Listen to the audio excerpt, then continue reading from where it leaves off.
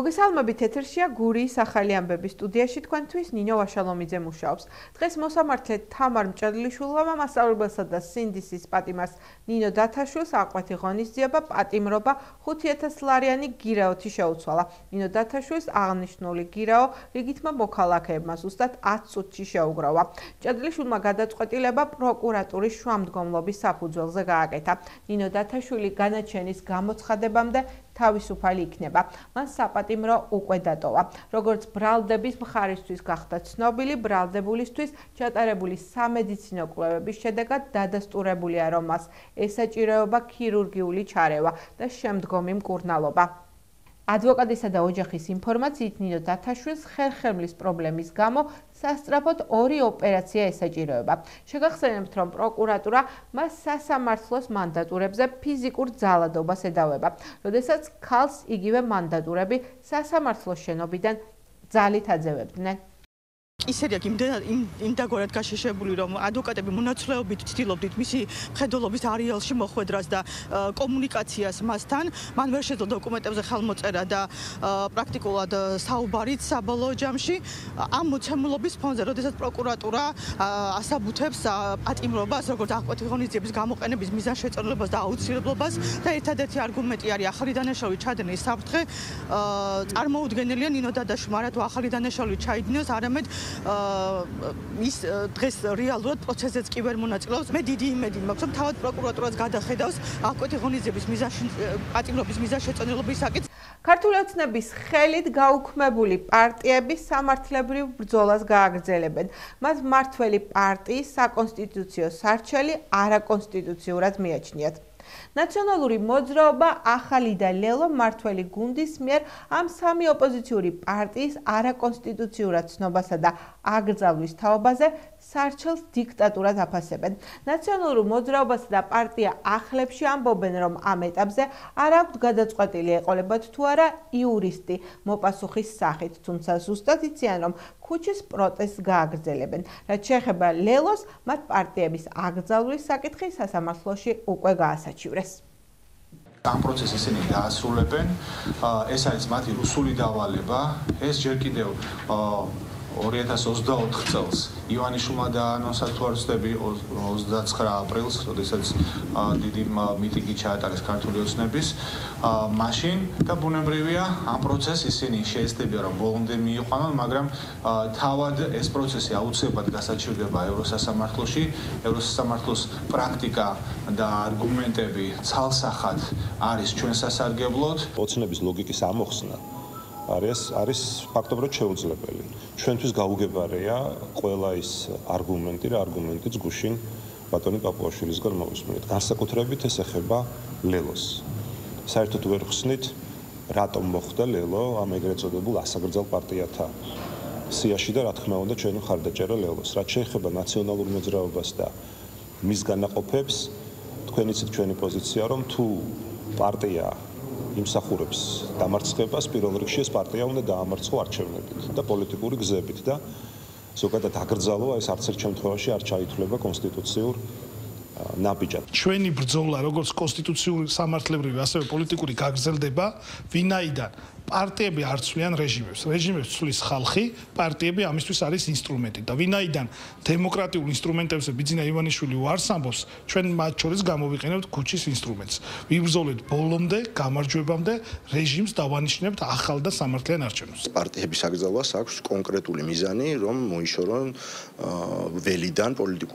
პოლიტიკური ოპონენტები, როგორც ხდება რუსეთში, როგორც მომხდარა ბელარუსში და საქართველოც ასეთი ტიპის ქვეყანა არის დღეს ივანიშვილის რეჟიმის პირობებში. მას სურს, რომ პოლიტიკური ოპოზიცია გააქროს. სარჩელი ჯერ არ გვინახავს, თუმცა შინაარსი ჩვენთვის ცნობილია.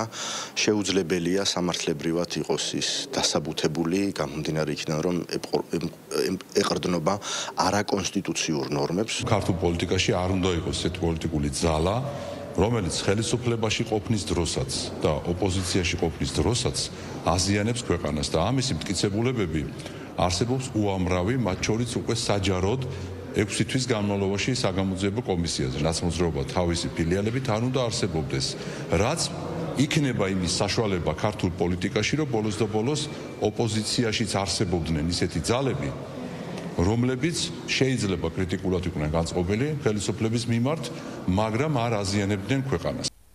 გურის მხარეში სახელმწიფო რწმუნებულმა გიორგი ხურჯუმელიძემ ოზურგეთისა და ჩოხატაურის მუნიციპალიტეტებში ახალი მერები წარადგინა. ოზურგეთის მუნიციპალიტეტს პაატა კუნჭულია, ხოლო ჩოხატაურის მუნიციპალიტეტს მინდიე ჟღერია უხელმძღვანელებს. სახელმწიფო რწმუნებულმა მუნიციპალიტეტების ახალ ხელმძღვანელებს წარმატებები და ნაყოფიერი საქმიანობა უსურვა. პაატა კუნჭულია სამუშაო კაბინეტში წინამორბედი ავთანდილ თალაკვაძე მოადგილეებთან ერთად დახვდა. ახალი ხელმძღვანელი თანამშრომლებს მათსავე სამუშაო ოთახებში გაიცნო. ხვალ 2025 წლის მოწვევის ოზურგეთის მუნიციპალიტეტის საკრებულო შეიკრიბება და პირველ სხდომას ჩაატარებს. საკრებულოს მთლიანი შემადგენლობა 46 კაცია, მათგან 31 მაჟორიტარი და 15 პროპორციული სიით არჩეული. 46 დეპუტატიდან მხოლოდ 2 იქნება ოპოზიციური პარტიის, გახარია საქართველოსთვის და ლელო ძლიერი საქართველოსთვის წარმომადგენლები. ოზურგეთის საკრებულოში კი აბსოლუტური უმრავლესობა ქართული ოცნების წარმომადგენლები იქნება. რაც შეეხება პირველ სხდომას, რომელიც ხვალ 30 ოქტომბერს იმართება, პროცედურების შემდეგ ითვალისწინებს. სხდომას საოლქო საარჩევნო კომისიის თავმჯდომარე ბერდია ლომიძე გახსნის. შემდეგ კი მას უხუცესი წევრი, ამ შემთხვევაში ნუგზარ ურუშაძე წაიყვანს. დროებითი საპროცედურო კომისია უზრუნველყოფს საკრებულოს თავმჯდომარის ფარული წესით არჩევას. თავმჯდომარის შემდეგ კი ასევე ფარულად აირჩევა პირველი, მეორე და მესამე მოადგილეები. დაფუძნდება ფრაქციები, კომისიები და აირჩევა მისი თავმჯდომარეები. გავრცელებული ინფორმაციით ოზურგეთის საკრებულოს თავმჯდომარე მესამე ვადით კვლავაც დავით დარჩია იქნება. საკრებულოს დანარჩენი თანამდებობის პირების ვინაობას ხვალ გავიგებთ. საკრებულოს სხდომა 11 საათზეა ჩანიშნული. გარემოს დაცვისა და სოფლის მეურნეობის მინისტრი დავით სონღულაშვილი გურიის რეგიონს სტუმრობდა. მინისტრმა სახელმწიფოს მიერ მხარდაჭერილი საწარმოები დაათვალიერა და ადგილობრივი ფერმერებისგან საჭიროების შესახებ ინფორმაცია მოისმინა. დავით სონღულაშვილი გურიაში ლანჩხუთის მუნიციპალიტეტის სოფელ აკეთში ადგილობრივ მეფუტკრეებს შეხვდა და დარგში არსებული მდგომარეობის შესახებ ინფორმაცია მოისმინა. დავით სონღულაშვილი თამაზ ღლონტის საფუტკრე მეურნეობაშიც იმყოფებოდა, სადაც მიმდინარე საქმიანობას გაეცნო. ფერმერი თამაზ ღლონტი სოფლის განვითარების სააგენტოს ბენეფიციარია. საფუტკრე მეურნეობასა და თაფლის გადამამუშავებელი მცირე საწარმოს მოწყობის მიზნით არაერთხელ ისარგებლა პროექტით შეღავათიანი აგროკრედიტი. ფერმერმა მინისტრს საკუთარი გამოგონება თერმოს კაწაროდგინა. მაქვს თაფლის საწარმო ხალხის სტანდარტით, მაქვს ხელოვნური ფიჭის საამქრო, მაქვს ხიზამამუშავებელი საამქრო, მაქვს ფუტკრის კვების პროდუქტების დასამზადებელი საამქრო და მთავარია მუშაობ ყველა იმ სიახლეზე, რაც თქვათ მსოფლიოს წამყვანი ქვეყნებში ინერგება. სახელმწიფო დახმარებები ნამდვილად 2 მაღალი კლასის სტანდარტის შენობა, რაც შევიკეთე და ნაწილობრივ ინვენტარიც შევიძინე, ეს არის EAP აგროკრედიტი, 2 ხელ ვიყავი, ახლაც ვსარგებლობ. მოცვის პლანტაცია გავაშენე. კიდევ რამდენიმე შიგა პროექტებში მივიღე მონაწილეობა და დამაფინანსა სახელმწიფომ.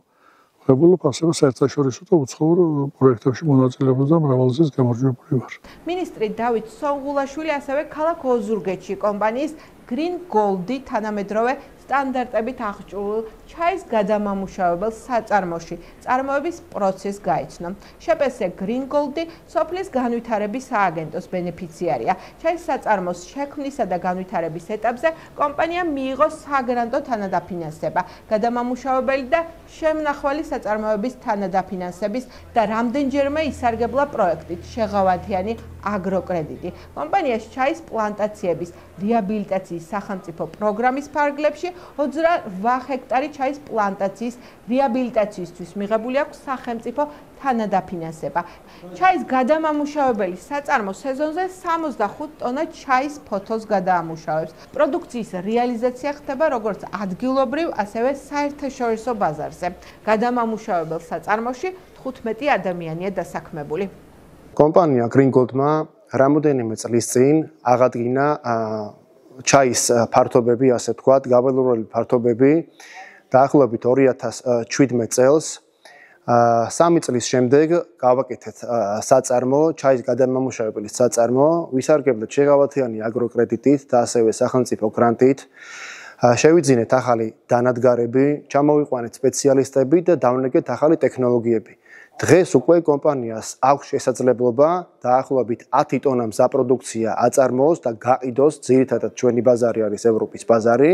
გვაქვს 20 სახეობის ჩაი, რამოდენიმე შავი ჩაი, რამოდენიმე მწვანე ჩაი, ისეთი ჩაი, რომელიც ასე ვთქვათ, ჯერ არ იყო ნაწარმოები საქართველოში, თუმცა ჩვენ ჩამოვაყალიბეთ ახალი ტექნოლოგიები. ასევე წელს ავიღეთ ორგანული სერტიფიკატი, რომელიც ძალიან დაგვეხმარა იმისთვის, რომ კონკრეტულად საფრანგეთის ბაზარში შევსულიყავით კატალოგ ჩაიში. ძალიან დიდი რაოდენობით ჩაით არიან დაინტერესებული. უკვე თამამად შეიძლება ითქვას, რომ შემდეგი წლიდან ალბათ გაორმაგებული მოსავლით გავყიდით არა მარტო ევროპის ბაზარზე, ასევე გვაქვს პრეტენზია, რომ შევიდეთ ჩინეთის ბაზარზე და ასევე იაპონიის ბაზარზე, იქედან გამომდინარე, რომ ქართული ჩაის ეს ახალი სახეობები, რომელიც ქართული ტექნოლოგიებით არის დამუშავებული, განსაკუთრებულად ნატურალური და ორგანული პროდუქტია, ვიდრე სხვა ჩაი, რომელიც იწარმოება ვთქვათ, აზიის ქვეყნებში.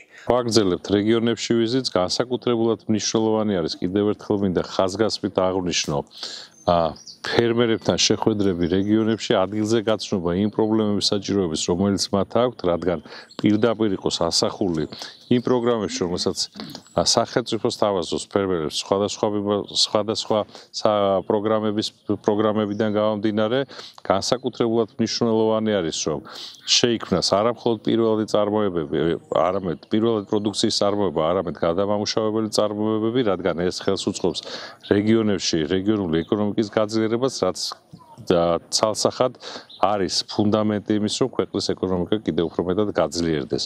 გურიაში შევხვდით ადგილობრივ მეწარმეებს, იმ ადამიანებს, ვინც სახელმწიფოს ხარდაჭერით შეძლეს საკუთარი წარმოების გაფართოება, ახალ ეტაპზე გადაყვანა, ასევე დღევანდელ დღეს ხვდებით იმ რეგიონულ წარმომადგენლებს, რომელიც სამინისტროს ქვემდებარე სტრუქტურებია, ჩვენთვის ძალიან მნიშვნელოვანია მსგავსი ტიპის შეხვედრები და შემდგომში რა თქმა უნდა მეწარმეების განვითარების ხელშეწყობა სახელმწიფოს მთავარი პრიორიტეტია.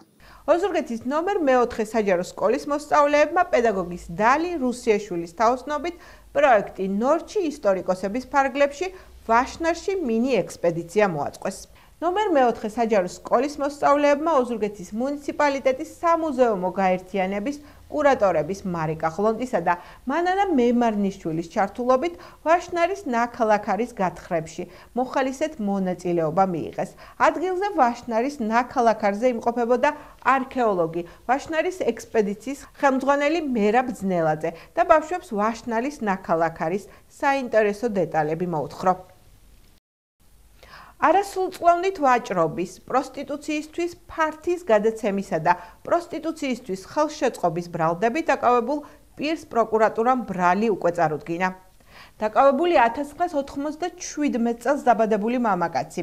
გამოძიებით დადგინდა, რომ ბრალდებულმა მაქსიმალური ექსპლუატაციის მიზნით წინასწარი შეცნობით გადაიბირა არასრულწლოვანი გოგონა, რომელსაც მის მფლობელობაში არსებულ ერთ-ერთ მასაჟის სალონში ამუშავებდა. მოპოვებული მტკიცებულებით ასევე ირკვევა, რომ არასრულწლოვანი ამ გზით გამომუშავებული თანხის ნახევარს დაკავებულს უხდიდა. დანაშაული 12 წლამდე ვადით თავისუფლების აღკვეთას ითვალისწინებს. ეს გახდა ჩემ ხელთ არსებული ბოლო ინფორმაცია. მე მომავალ შეხვედრამდე გემშვიდობებით, კარგად ბრძანდებოდეთ.